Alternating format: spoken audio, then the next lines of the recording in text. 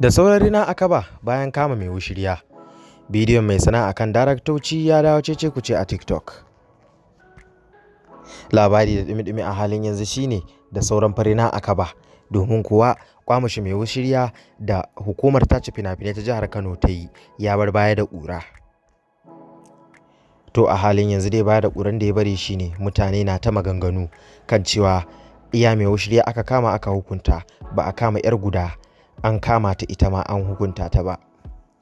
Wanda wannan ikirari da kuma abu ne ya jawo mutane da dama suke ganin kamar hukumar ta yi saiɓi gurin yanke hukunci.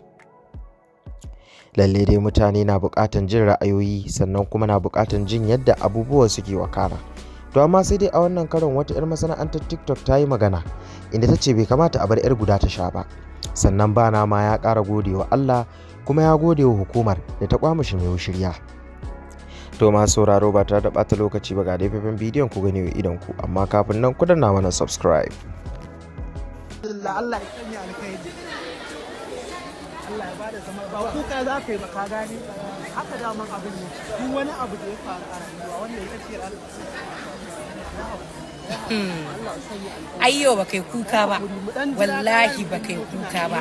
Na samu labarin an ce ƙungiyar tace fina-finai ta kama ka, to masha Allah. To amma me ni dai shawara ta shine an yi shuka ne an manta da iri. Ai ya kamata a ce an haɗo da 'yar gudan, saboda me idan za a yi faɗan a yi muku gaba ɗaya. Idan za a yi faɗan a muku gaba ɗaya, ai ba kai kuka ba. Na ga wani bidiyon ka da kake ta wani kuka, wallahi ai ba kai kuka ba, wallahi sallahi ba kai kuka ba. Kuka ma yanzu ka fara shi, sai ran da aka ce an ɗaura muku aure kai da ita, a nan ne za ka yi kuka.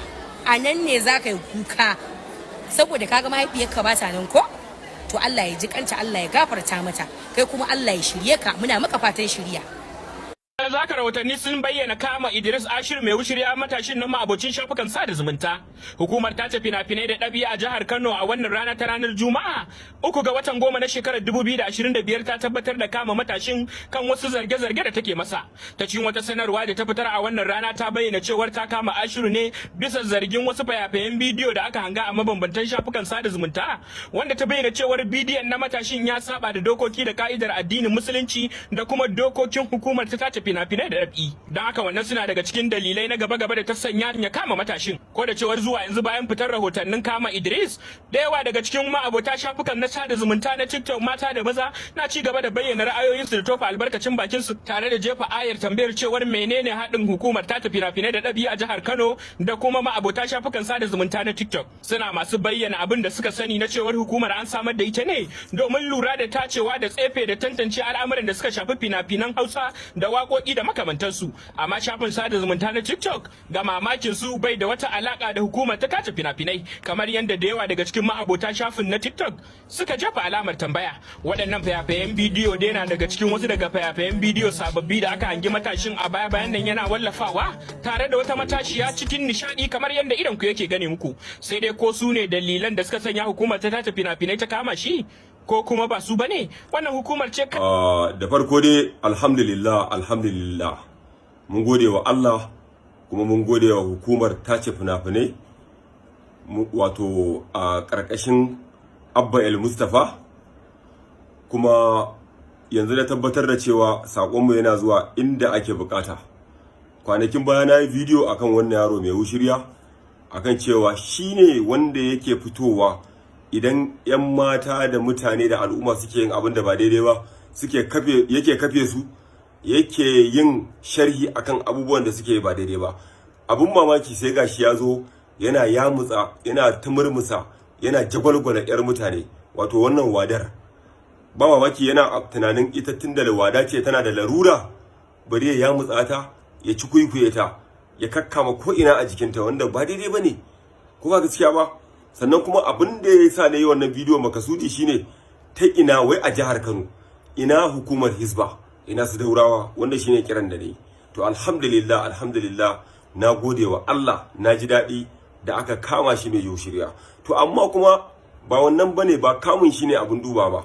Allah ya sa ya gane cewa abin da yake ba daidai bane, kuma Allah ya sa ya gane kama shi da aka yi ko gayyatarsa da aka yi ba wai an yi ne don a cimar mutunci ba, a'a an yi ne saboda yana ƙoƙarin lalata rugurguza wato ka'idoji na addinin musulunci da kuma al'adunmu na ƙasar Hausa. Sannan kuma wannan yarinya da yake yamutsa ta yake tumurmusa ta yake jagwalgwala ta, yana ganin tana da larura ita wada ce, ba wannan bane, ita ma uwa ce, za ta yi aure a koda yaushe idan Allah ya kawo miji, sannan kuma za ta haifi 'ya'ya. Shin social media TikTok ba shekara da shekaru ne ko shekara nawa ne? Shin abin alfahari ne ƴaƴan wannan baiwar Allah su tashi su ga abin da yake wa wannan baiwar Allah? To wannan shine. So da wannan nake cewa Allah ya sa ya gane, Allah ya sa ya san cewa kuskure yayi, kuma Allah ya sa kada wani ya sake yin irin abin da yake yi. Jama'a, ana kiran sallah. Wassalamu alaikum warahmatullahi. Sai an jima. Barka da dawowa. To labari na gaba kuma a halin yanzu shine maganganun da Musa Mai Sana'a yi a bukatun daraktocin Kannywood ya bar baya da ƙura, sannan kuma ya tayar da cece kuce. A halin yanzu dai Bana ya caccaki Musa Mai Sana'a inda ya ce bai kamata yi wannan furici ba. To dai furicin Musa Mai Sana'a shine ya bayyana yadda wasu daraktocin Kannywood suke yin abubuwan da bai da kamata ba da 'yan mata, suke lalata da 'yan mata saboda a sa su a fim, wanda kuma ƙarya suke yi. Wato inda ya ce wasu daraktoci wanda suke pretending, suke nuna cewa su daraktoci ne 'yan saka mutane a fim, wanda hakan bai dace ba. To hakan ne ya jawo Bana ya ce wa Musa Mai Sana'a ya ci kaniyarsa, saboda hakan da yi bai kamata ba, domin ko duk wani sana'a da ake akwai mutanen kirki akwai mutanen banza, kuma duk wata sana'a, sannan kuma wannan 'yan Kannywood mata da suke zuwa dama a lalace suka zo, ba wai a nan ne aka lalata su ba. To ma sauraro, ku gane wa idan ku je ku makalo sikirib a nan gurin, ku tafi ku ta yi wa 'ya'yan mutane ƙarya. Su ne shagon Lawan Ahmad, su ne saman gurin Abdul Ahmad, si haka si ta zuwa suna gaishe shegu 'yan tare da sun ga yarinya zaki za su ce fim zaki shiga, 'yan tare kenan masu baza bishin fuda banza a makala sikirib a nan gurin, sai a yi mata ƙarya. To mu je za a yi audition, da audition din da 'yan audition din da mai yin audition din duk sai kun ci uban ku, shegu 'yan audition din uwa. Can kuma ita kuma tun da ido ya rufe sai fim, da an zo an ce to yanzu za a yi gobe za a fara aiki, shikenan da ta ji OAB ya sai mata Martina, da ƙyar ya sai Martina tunda ba sana'a tsinanne, mutsiya ta tsinanne. Shikenan sai a je a kai yarinya office, wallahi zaki iya acting sosai, wallahi zaki iya. Kai zoban nan yayi miki kyau. La Musa Mai Sana'a, duk da ma dai ka girme ni, amma bisa wannan bidiyo da kai, wannan bayanan da kai, kaniyarka wannan ita ce gaskiyar magana. Duk da ma dai ni ban ma san wai kaniya da Allah jama'a ina Hausawa, wai idan aka ce kaniya, shi kaniya a jikin dan adam yake? Idan a jikin mutum yake, kaniya yana ina a jikin mutum? Wannan ita ce jama'a, kun dai kalli bidiyon da Mai Sana'a yayi a wani fim din shi, ina tunanin a cikin fim ɗinsa ne. Mai Sana'a, wannan sakon naka ya je, tabbas a cikin Kannywood akwai masu yin wannan abu da ka faɗa, amma ka sani fa duk wata sana'a da ka sani akwai mutanen kirki akwai mutanen banza. Sannan ina so Musa Mai Sana'a ka sani, 'yan matan nan da kake gani suna zuwa fim fa, ba fa a Kannywood ake lalata su ba fa, wallahi tallahi dama idansa a buɗe yake. Shi yasa zaka ga akasarin su zaurawa ne, wata ma da gangan za ta kashe aurenta, wallahi tallahi da gangan, wallahi za ta kashe aurenta ta zo ta shiga fim, dan ta shiga fim za ta kashe aurenta.